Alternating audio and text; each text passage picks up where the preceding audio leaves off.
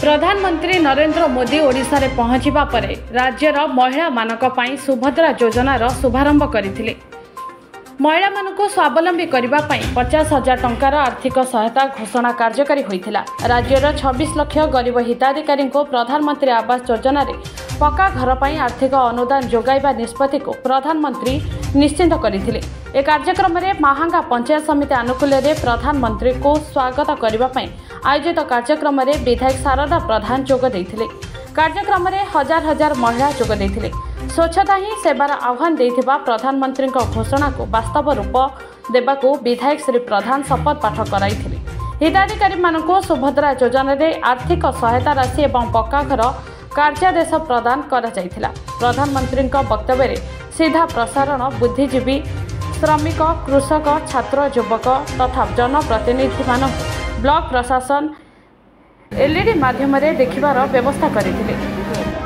आज प्रधानमंत्री यशस्वी प्रधानमंत्री नरेंद्र मोदी का जन्मदिवस उपलक्षे ओडिशा प्रधानमंत्री मोदी जी आज ओडिशा आसुचंती।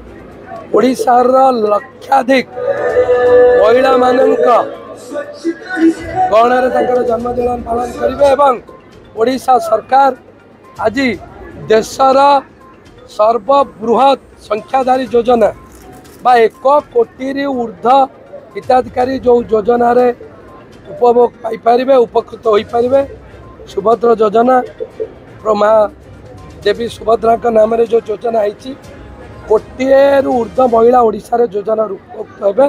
प्रत्येक महिला को वर्ष को 2टा किस्ती 5,000 लाख महिला दिवस 5,000 और जो राखी पूर्णिमा दिन गला से परिप्रेक्षी में 5,000 10,000 दिहब और आज आज ओडिशार समस्त महिला आज आनंद उल्लसित अच्छा। आज महांगा ब्लॉक रे मुझे अनुभव कली सब महिला आज मैंने उपस्थित अच्छा वर्ष को 10,000 टंका आज तांकर आर्थिक अनग्रसर मूल रोजगार संगे 10,000 जोड़ी हो बिना सुधरे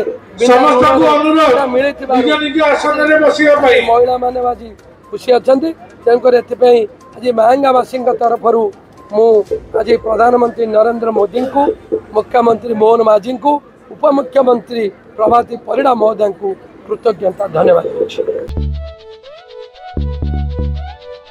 ब्यूरो रिपोर्ट आम गाँ खबर लाइव।